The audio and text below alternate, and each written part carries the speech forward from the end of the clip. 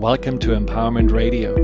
My name is Dr. Friedemann, and I'm so glad that you decided to join me. Empowerment Radio is about giving you the insights, tools, and solutions to address some of the most challenging aspects of our daily lives. So sit back, relax, and empower yourself. Self-hypnosis, something we actually gonna do in the last part of the show, so you can have a little experience and maybe actually also learn a way that you can from now on use to hypnotize yourself. So there are certain steps we're going to go through.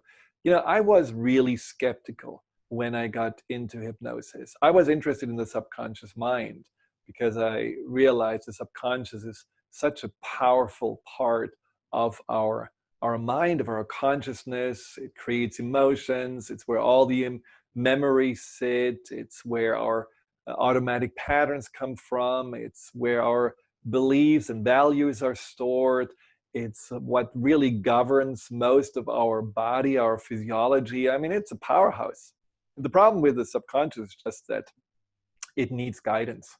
It needs someone who tells it what to do. The subconscious is not a really good leader, but it's an extreme great ally and supporter. So your conscious mind, our conscious mind, needs to give the subconscious direction. If not, the subconscious just faithfully continues to do whatever it has been doing in the past, which is why sometimes we do things that we have learned in our childhood and we are annoyed about it, but we are not realizing, hey, we can actually change that. We can change to always blush when someone is talking to us. We can change to feel like 5 years old when someone is judging us. We can change to feel that in the moment when someone is asking a question, we are stuttering and don't really know what to say. We can change when we are nervous to bite our fingernails or look for the big, two pint ice cream jar in the freezer. There are a lot of patterns that we may not like, and we feel like, well, I have to live with that. That's my flaw. That's my weakness. That actually come from a subconscious imprint early in our lives that we can change. And that's also with how we are dealing with this current stressful situations. Do we feel powerless? And our instinct, based on how we have been programmed, is to hide out or to defer to others and feel like that, well, they need to lead because I have no idea how to make a decision and I don't trust myself? Or do we want to actually be way more resourceful and way more empowered? And self-hypnosis can help you to get there. So what are the steps? Well, step number one is that you're deciding what you want to focus on. Let's say today in this little self-hypnosis session that we're going to have together, it's actually not totally self-hypnosis because I guide you through, but you will get the gist of it, of how it works. It's about stress, releasing tension. I think we all probably can use a little bit of that. And so when you are making this intention as this is what I want to focus on, then you are in the next step thinking how that may feel. When was the last time you were relaxed? Maybe on a Sunday morning, the kids were watching TV, everything was quiet, the sun was tickling your nose, all was well. Well, maybe that's a way to remember how it is to feel relaxed. Then you may be even able to visualize yourself being relaxed in certain situations where you usually are stressed. That's all just a setup. Just having some intention. Yeah, that would be nice if I could open the trapdoor of my mind and put it all in, all these good thoughts and images. Wouldn't that be wonderful? Well, that's exactly what hypnosis is doing. It's opening up your mind and it's getting this little, we call it the critical faculty out of the way, that part of you that always doubts and worries and doesn't believe. And everything goes easier into that deeper part of the mind. After you have set your intention, step number one, and you have translated it into more the language of the subconscious, which I said is that, visualizing, having an image, having a feeling, maybe even smelling something that smells like relaxation.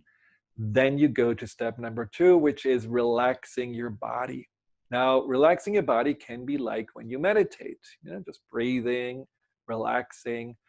But with self-hypnosis, you may want to get a little bit, as I said, proactive.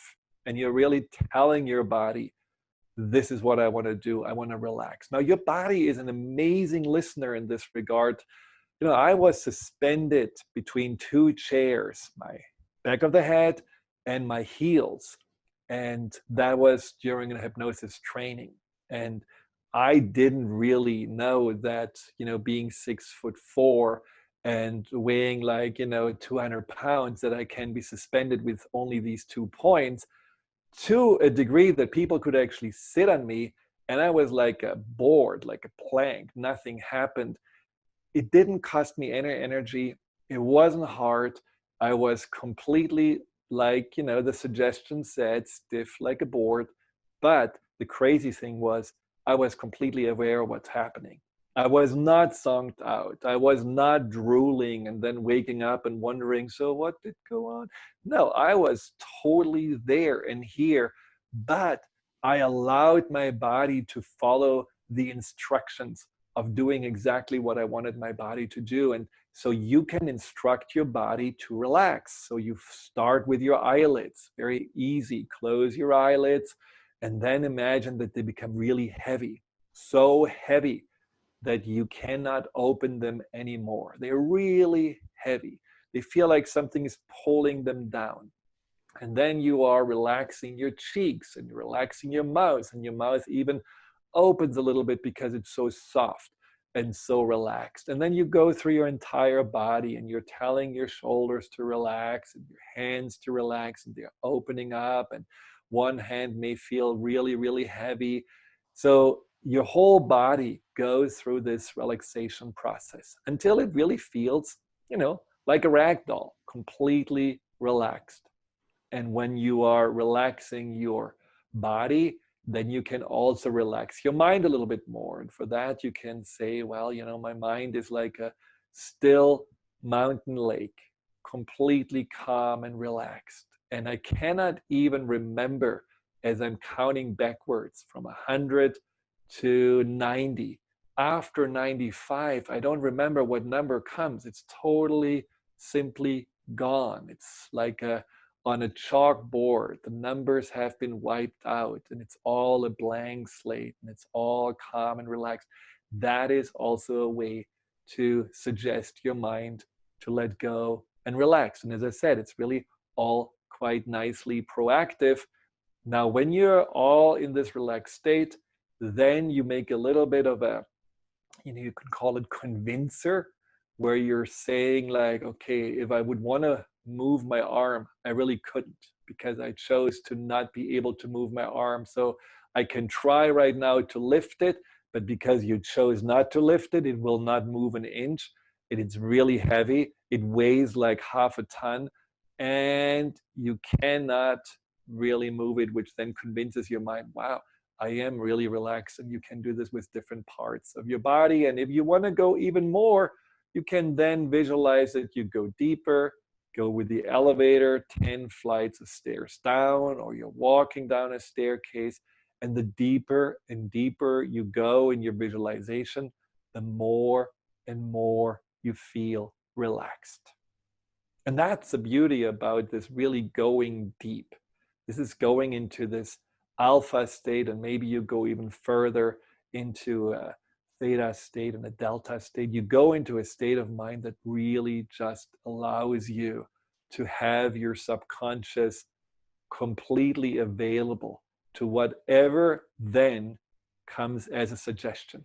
Now, in self-hypnosis, you will not go as deep as if someone may hypnotize you and then you do really literally drool.